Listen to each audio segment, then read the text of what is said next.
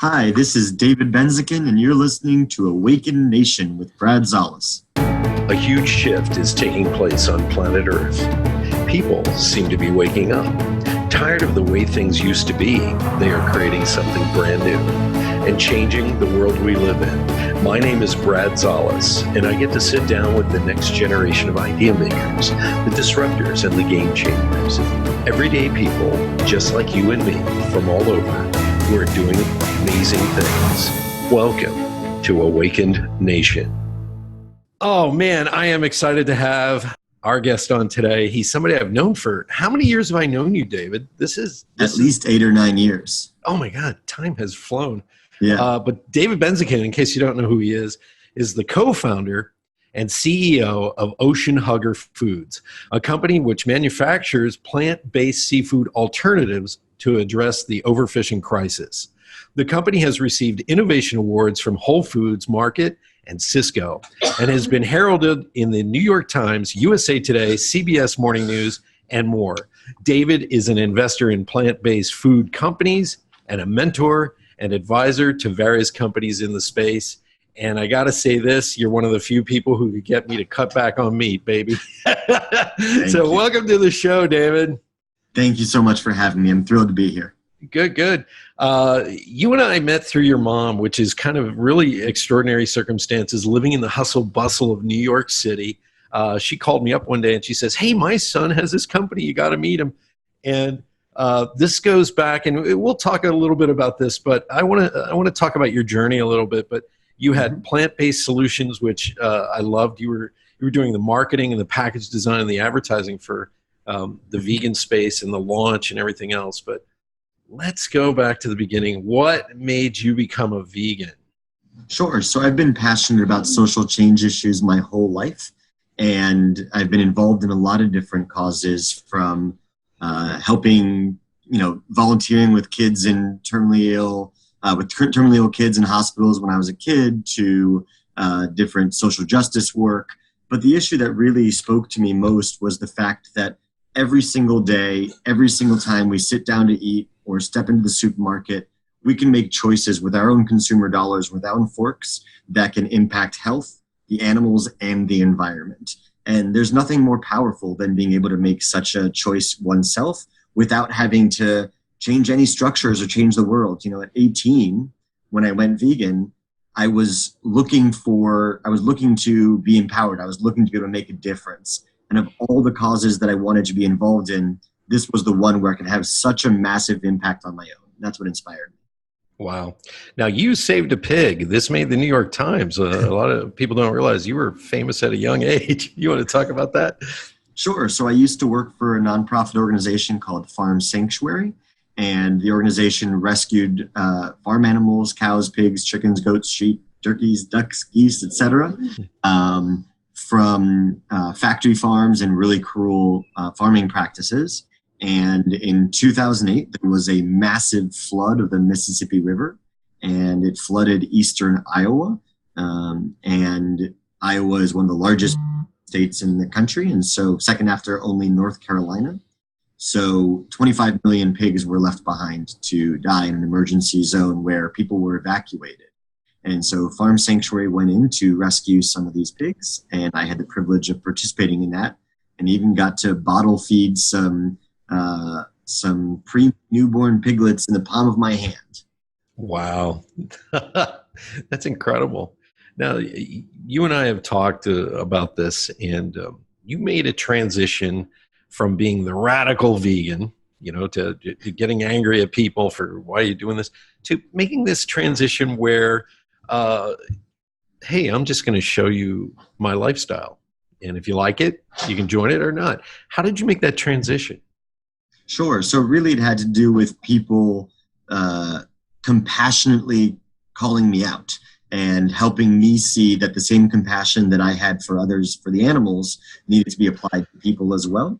And the thing that really spoke to me was when I realized that I make all kinds of decisions that aren't aligned with my values every day, because you can't make every decision right due to limited resources, time, or anything else.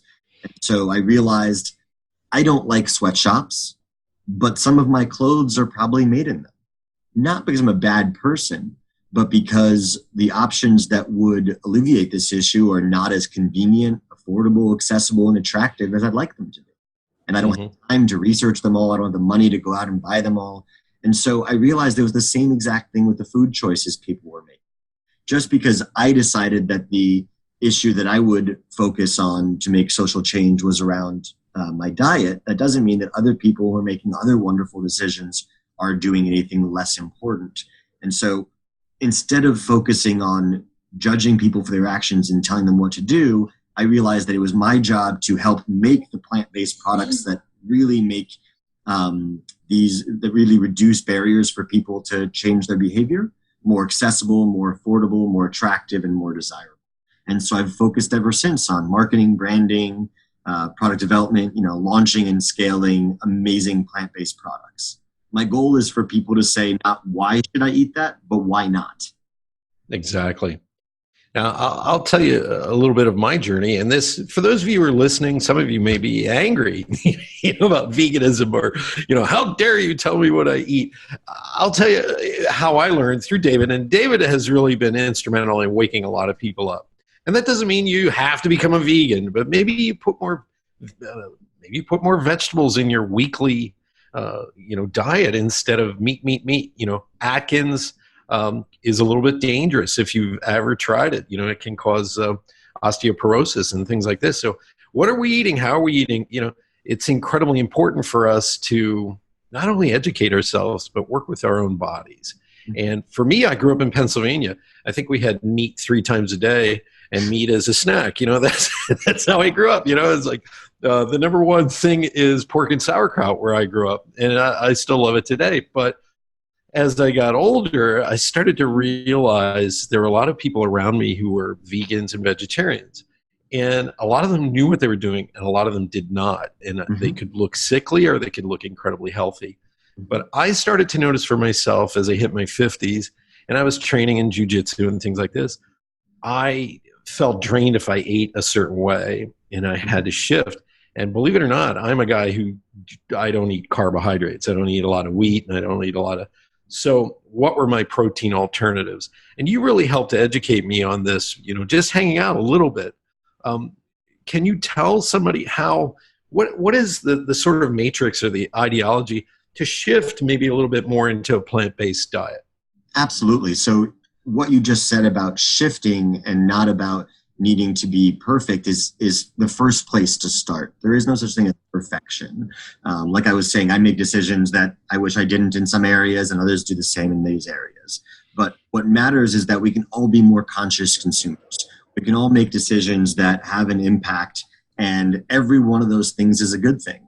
If the example I use is if somebody's trying to quit smoking and they go from 2 packs a day to 0, and then they slip up and have a cigarette, you wouldn't appreciate if their friend told them to go back because they had failed. And so it's not about perfection. If you choose once a day to have a plant-based meal or once a week a meatless Monday, that's a fantastic thing. It reduces the massive carbon emissions and water waste from factory farming by a huge amount. It can reduce your heart disease, cholesterol, and diabetes, and it can have a really big impact on the animals, of course, as well. So I think it's about making small steps and trying things out. The nice thing about eating this way is that the traditional American diet, the center of the plate really consists of only 2 or 3 foods. We're all eating the same exact proteins in a very limited number as the vast majority of our meals, like what you were expressing about your childhood. And so when one eats more vegetables, more grains, more legumes, more nuts and seeds, more fruit, there's so much more variety, and it can actually be a really fun journey to explore. And so start by trying out oat milk or almond milk and seeing what you think. Sometimes you might think it tastes better in your coffee. Try different things. Don't judge yourself. Think about the wonderful change you're making with every bite you take, and take it step by step and see where you go. Yeah, I agree with that because I looked at pictures of myself when I went to move out here to Las Vegas. And I was gaining weight, and just like it happened in 2007, I couldn't figure out what was going on. So the first thing I did was a kidney flush, and I sipped for 10 days a broth I made from all these different vegetables like beets and potatoes and things like that. And I felt incredible. And when I looked in the mirror and I took pictures, I looked completely different all of a sudden. And by the way, if you ever meet David, he looks like he's in his 20s, but he's not. Okay. And so he's a testament to the vegan diet. But the thing is it was incredible to watch the transformation. And all I did was I started eating more broccoli at night instead of meat. I actually cut meat out for 5 days of the week. I might have my eggs in the morning and then maybe a little bacon, but for dinner, I was making a sort of a vegetable broth or a bone broth, and I was just tossing in broccoli and onions and garlic and mushrooms, and that's what I would have for dinner. And I got to tell you, it shifted not only how I looked, but how I felt. And I think for you, you're a living testament to this, because I have to be honest, I've posted a few things online and the vegans come out and they just attack me. You're not a radical vegan, and that has helped transform me more than anything. So what do you say to people who are just, this is all BS or whatever? What do you say? Like in any community, I think that the loudest voices are those that are the most passionate and extreme. The fact is that there are millions of people who are thinking about shifting their diet towards more plant-based foods. And the ones we hear from are the ones who are very radical about it. But 40% of Americans are now trying to reduce their meat intake. And as of a few years ago, it probably has gone up since then, 17% are eating more than half their meals vegetarian. And that's on top of the 5% of the country that's vegetarian and the 1% that's vegan. So tons of people, in fact, the majority of Americans, when you collect all these things together, are recognizing that animal proteins are not as healthy as they thought they were, and that eating more fruits and vegetables is key to our diet and key to our health and to sustainability and the animal's well-being. Absolutely. I just went to the doctor probably a few months ago, and I had my blood test, and he couldn't believe my numbers. They were just great. And so this is a testament to some of this. Let's go back in time a little bit. When you and I met, you had an agency called Plant-Based Solutions. And what impressed me is this, and maybe you can give some of the numbers here, but the fastest growing business sector is actually in the food space is veganism. Am I correct on that? Yes. And you were leading the charge, especially with, you have this innate ability to how to position a product on the shelf perfectly. I was always impressed with that, with you. Let's talk a little bit about that. I know you're not with Plant-Based Solutions anymore, but that's where it really started for you. And you were consulting with like Whole Foods and McDonald's and everybody. Am I correct on that? Yeah, consulting for a lot of wonderful big companies who are recognizing the need to go in this direction. So what I came to realize was people were making these shifts, but they didn't know how. And they didn't know what products to try. And anybody who tasted, plasticky soy cheeses of 15 years ago can attest to the fact that there's a lot of garbage out there and a lot of stuff that's not exciting. So as somebody who was finding the good products, because I was eating them myself, I really wanted to help these stand out. And so Plant-Based Solutions I don't own it anymore, but it's still operating, is an agency providing branding, marketing, strategy, fundraising support for companies that are launching and scaling plant-based food products in retail and other places. And so the impetus was around making these products more available and attractive to the mass market. And in terms of positioning, my angle was I'm a consumer first. I didn't study traditional marketing, but I understand what appeals because I think about what it's like when I'm in the store. So the reason that I was successful in marketing and branding plant-based products is because I thought about the consumer's perspective and where they would look for these products, what appealed to them. And I really studied the data and looked at what actually motivates people to try new things and not trying to appeal based on some kind of extremist ideology, but around what people are actually looking for and why they care. I blame you for getting me addicted to coconut chips. I would go over to David's office in downtown Manhattan, in the Village right off of Broadway, and I'd walk in and he'd go, "Here, try this." I'd be like, "What is this?" And so I've tried everything from, you had somebody there with a pressed juice, cold pressed juices, to coconut chips, to the most, and there was a spread that you gave me, and I was like, this is addictive. Do you remember what that was? Cheese, I think it was. I think it was, yeah. So for those of you who don't know, veganism is a particular type of a way of eating where there's no milk, there's no cheese, nothing that came from an animal at all. Am I correct in this assessment? Yes, so it's based on non-animal foods. So fruits, vegetables, nuts, seeds, legumes, beans, all that kind of stuff. Great. Right. So you get your protein from various sources. Like me, I munch on nuts and berries a lot now. Now, vegetarians, there's some vegetarians that they allow eggs in their diet, and even cheese, and even some have a little fish once in a while. And so, you start to choose your dietary needs. And for me, it's really based on how do I feel when I eat afterwards, because it's health. So when I saw the Impossible Burger at Burger King, I was happy on one side, but on the other side, I'm like, who's going to Burger King to get a vegan burger? Believe it or not, they sold out faster than any item ever has. So a lot of people seem to be doing that. Yeah, but then they found out later on that most of the ingredients was GMO, genetically modified. One ingredient that is, yes. There's so many. Okay, so do you want to explain what the fear is behind some of the vegan, the vegetarian space?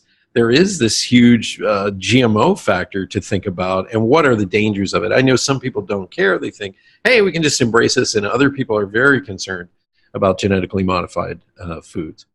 Sure. So they're not necessarily interconnected, because foods can be GMO that are plant-based and foods can be GMO that are not. And in fact, many of the GMO ingredients are in non-plant-based foods, so they're not necessarily there are a few crops that are genetically modified, and my personal perspective, and this is not on behalf of any of my companies or colleagues, but on my own perspective is that it's a technology, and it's a tool that is used in a number of ways. And when it comes to, I describe it as a flash drive. If somebody gave you a flash drive and says, put this in your computer, it has software and it's incredibly powerful, and they didn't describe to you whether it was benevolent or malevolent, you could put that into your computer and double your RAM, or you could put that into your computer and destroy your hard drive with a virus, and you just don't know.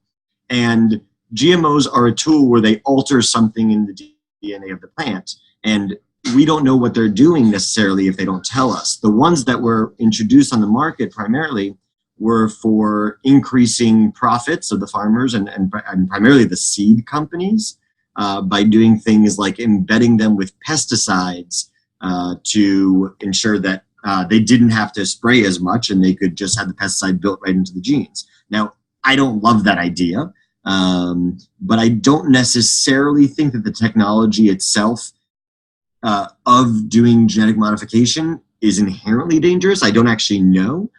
Because there hasn't been enough research on it. I think doing it with those chemicals clearly is. I think if we were to put vitamins or minerals to fortify foods in the code, I'm not necessarily concerned about it, but I do think that we need research, we need testing, and we need to ensure that any research that's being done behind closed doors is being done for good reasons and not just to line corporate profits.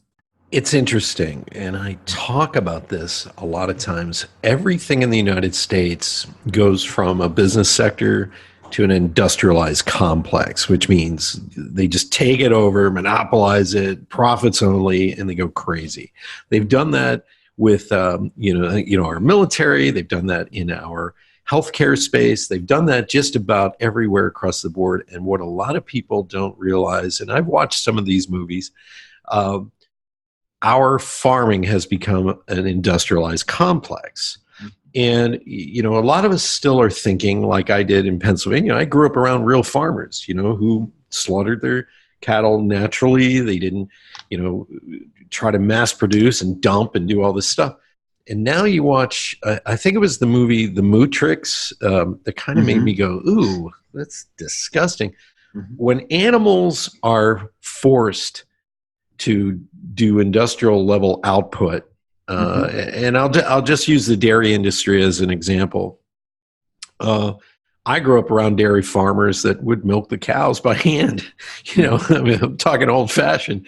Today, they have cows that never get outside. They shove them in a crate. They put these suction cups on their teats, and they milk them 24 hours a day, 7 days a week. And when they have an infection, this is what people don't realize, instead of giving that cow a rest, they shove them full of antibiotics, and they're also keeping them on certain growth hormones that keep them lactating. And this cow is never given a proper rest period, and animals feel joy just like us. So if they're out in the sunlight, there are plenty of videos showing cows coming out into the sunlight for the first time after 5 years sometimes, and they show joy.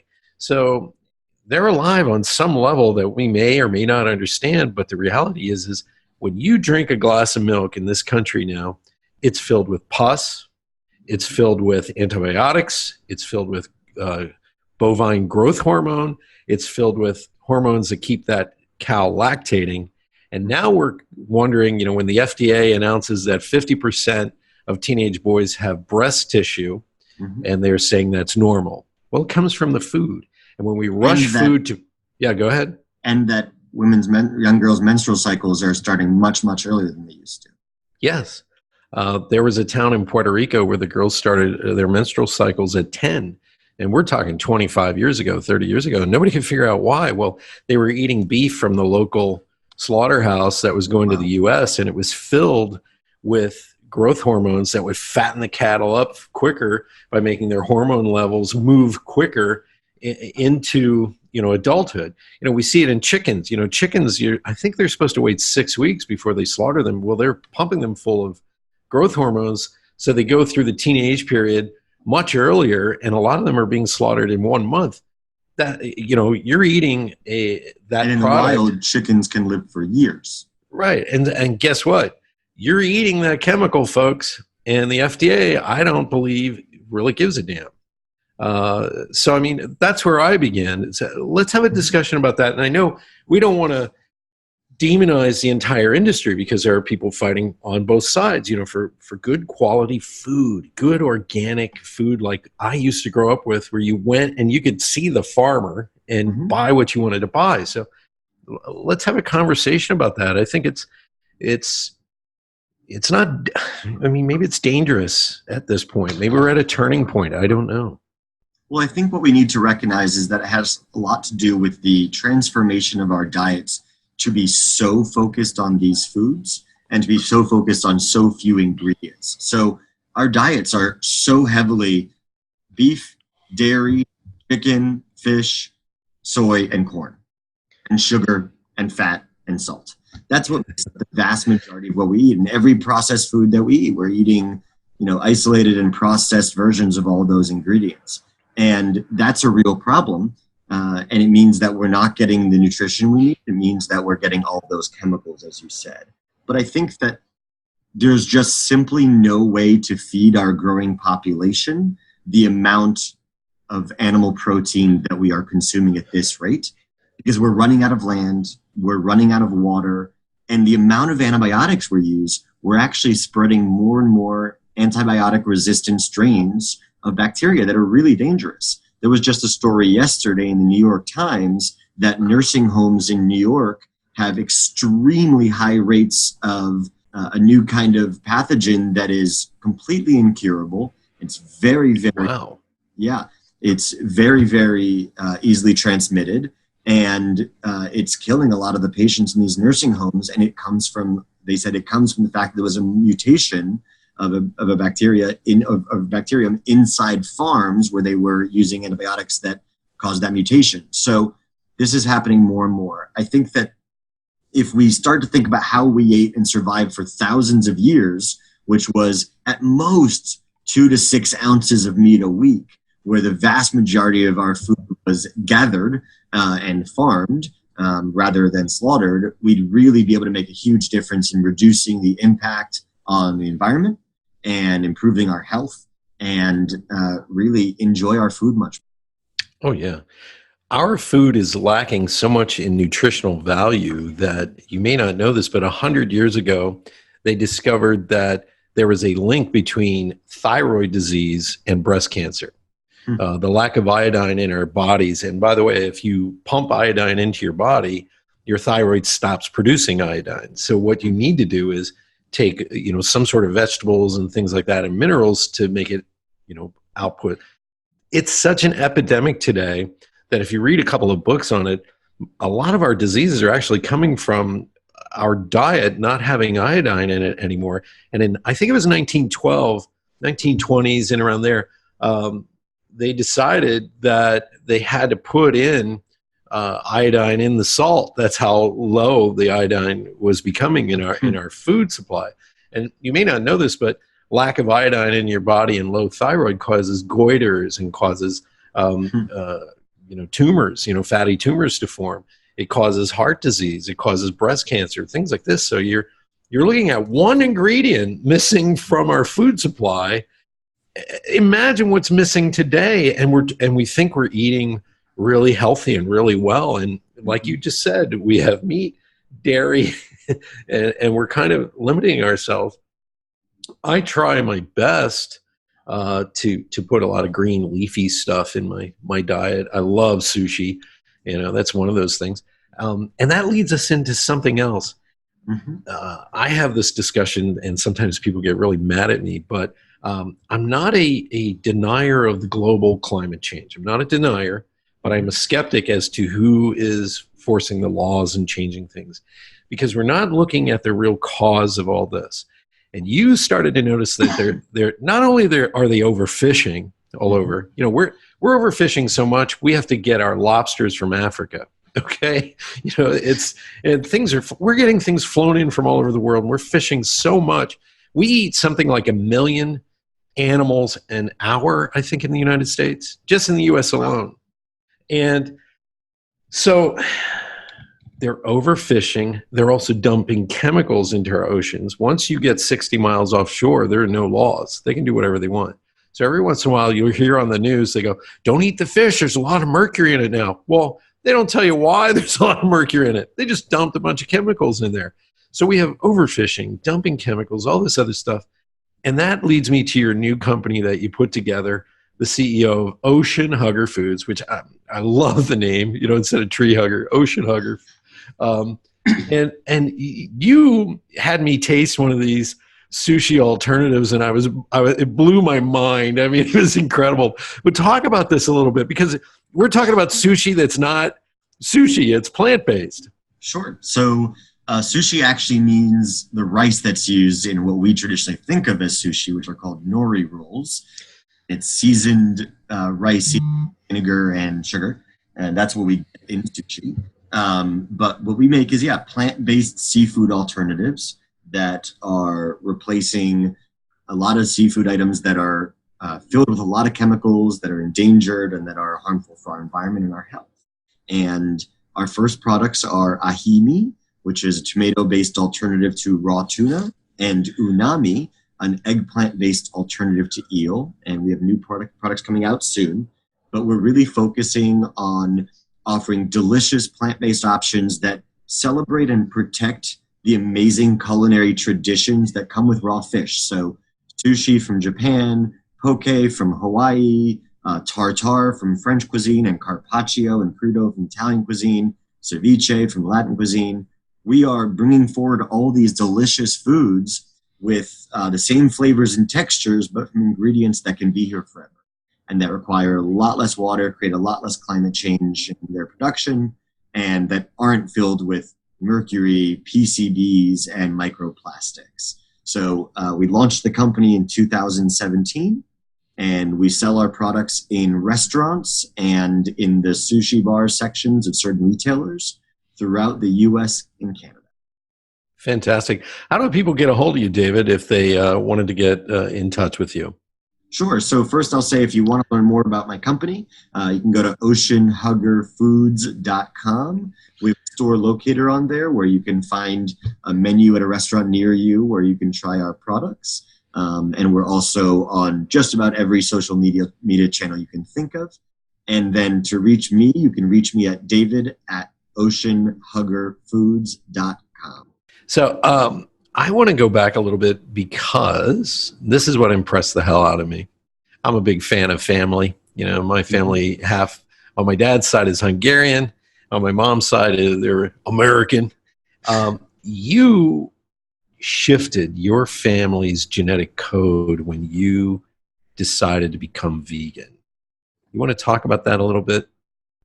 Sure. So as a child, I had several different ailments. So into my teenage years, I had chronic bronchitis, and that followed a childhood with whooping cough, croup, and all the stuff that you get from lung ailments. And when I cut dairy out of my diet, my chronic bronchitis disappeared. And that's because a lot of the phlegm that we have in our bodies comes from dairy. And so that made a huge difference. I also lost a significant amount of weight in a very short time. And my cholesterol, which was high, everybody told me it was high because of genetic reasons. And a lot of people in my family do have high cholesterol and heart disease and diabetes. But my cholesterol was 290 at the age of 18. And wow. Was told that I would have to go on cholesterol reducing drugs that had all kinds of dangerous side effects. But instead, I chose to go vegan, and my cholesterol dropped to 90. So I lost 200 points on my cholesterol in 1 year, and my doctor had to do the test twice because he just didn't believe it. Isn't it astounding how doctors in the West, and I've noticed this, my dad was a chiropractor, but I'm not one of these delusional people who sits there and goes, you know, I'm going to just take echinacea and I'll be fine. I balance in the two worlds. And I worked in the pharmaceutical industry for many years doing creative direction, and I had to sit and listen to oncologists, chemists, doctors, surgeons, you know, so I had to keep up. You know, I couldn't just sit there and go, I'm an artist. You know, I had to know what comorbidities was for a particular disease.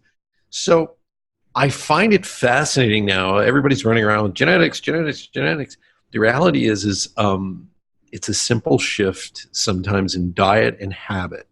Mm-hmm. I never saw my dad exercise after a certain age.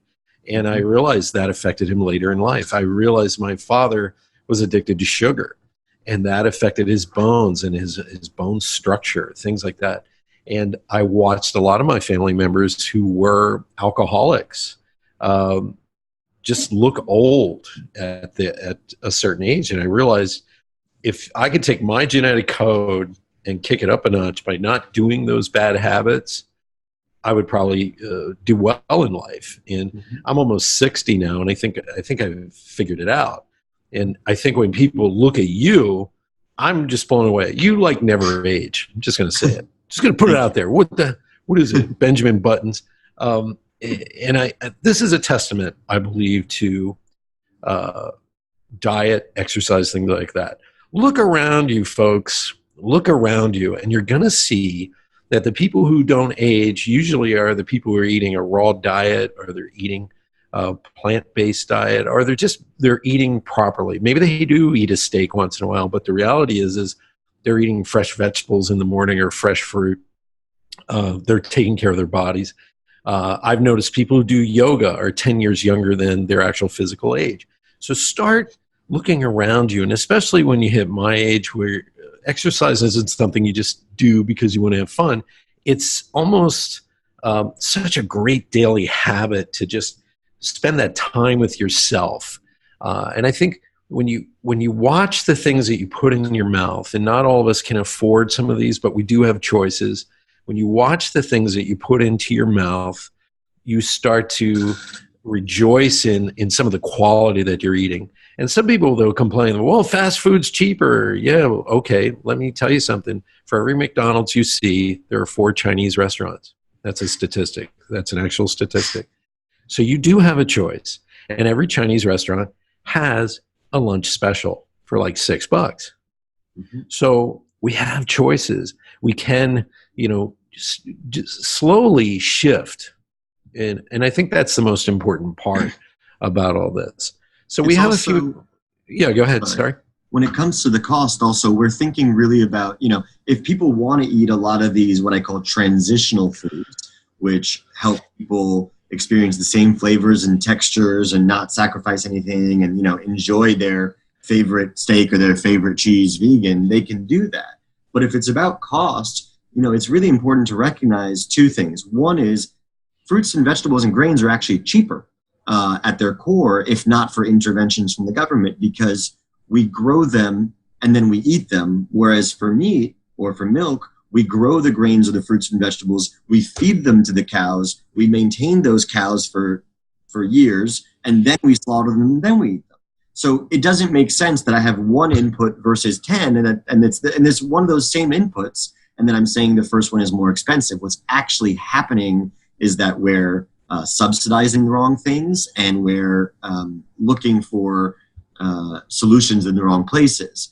When it comes to what we choose to eat, if we're choosing whole vegetables, whole fruits, whole grains, beans, legumes, you go to the store and you buy some vegetables or some rice, or you go to the farmer's market, it's a lot cheaper than you think. And the foods that we're getting at McDonald's, the high sugar, high fat, high salt foods, are actually making us want to eat more. They have addictive chemical properties. Even naturally, they have addictive chemical properties like casein in cheese. And, those things have been proven to be addictive, like caffeine. And they make us more hungry by tricking our bodies into thinking we're not full. But when you eat, just a few weeks ago, I did a week of just I did a week raw, and I'm not a raw vegan, but I do enjoy a lot of salads and enjoy that stuff.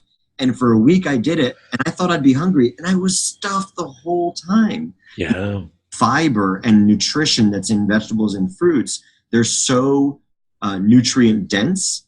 When we're eating empty calories that come from soda and McDonald's and all this and that, we're not getting all the nutrition. And because there's no fiber, we don't get to digest all that and maintain all that. And so that's the kind of stuff that makes us truly full, is eating stuff that's going to sustain us. Yeah, and some of it has damaged our digestive enzymes and our internal, GI tract. It has really robbed us of that flora and fauna that we got from mother's milk that made us able to digest easily. It's very interesting. This entire subject fascinates me because you look around and you can just see the shift and changes that are taking place. We're more aware, and yet we're a heavier nation than we've ever been. It's a very interesting thing. I have a question that's been on my mind. What is it with vegan and vegetarians' obsession with bacon flavor? Yeah, I think it has to do with the excitement around smokiness. I tell people that I'm a huge foodie. People assume that vegetarians and vegans don't care about food. Let me tell you, I'm a massive foodie, whether it's eating a dog at a baseball game or whether it's eating a 5-course tasting menu. I love the experience, the cultural experience, the culinary experience of food. And so I seek all those flavors and all those textures that you would get from animal proteins, but just recognizing you can get them from other places. And smokiness is one of the ones that is exciting. It's fun. It's not as easy to find by itself in nature, except by smoking wood chips or something. And so a lot of people enjoy it. I just had to point that out. My ex-wife used to make tofu bacon, and she'd try to sneak it on her plate. And me and Sebastian, my nephew, would be eating it, and she goes, tastes just like me. And we're like, no, but it's still delicious. I mean, it's really, really good. So I enjoy it. Ladies and gentlemen, David Benzaquen, the founder and CEO of Ocean Hugger Foods. And once again, how do we get a hold of you? So we'd love for you to visit us at www.oceanhuggerfoods.com or on Facebook, Twitter, and LinkedIn. You can search for Ocean Hugger Foods, and you can email me personally at david@oceanhuggerfoods.com. Excellent. Now we're going to do the lightning round. I'm going to ask you a series of questions, and this is the fun round where people get a chance to really hear more about you besides what you're known for. So you ready? You ready, Dave? Let's do it. What is your perfect day? My perfect day is sleeping till 9 and waking up and having a really amazing fruit like guinette berries or mangosteen or something really exotic and fun like that. Particularly South Asian fruits are my favorite. Maybe going out for a walk and spending some time in the park. Spending time with my son and taking him somewhere where he can really let loose and run around, like the playground. Or he's recently really loved going to the community garden and smelling and tasting all the different fruits and seeing what they all are. And he looks at the basil and he says, "Daddy, I found the pesto pasta." Yes, he knows his food. And so playing with my son and then finding a really great place to go out to dinner. New York has over 160 vegan restaurants. So it's such a treat to be able to eat any kind of food you want and go out and do that. And then head home in a quiet night, relaxing, maybe meet up with friends for a drink or head home and Netflix and chill. The good life, my friend. Question number 2. What's your favorite album? Oh, man. Cream of Clapton. Wow. Yeah, I'm shocked. That's good. That is a good album. Holy moly. And I guess the final question is, what can you not live without? My son.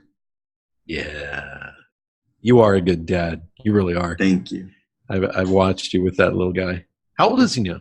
He's 4. He's a lot of fun. That goes fast. And despite his vegan diet, he hasn't shriveled up yet.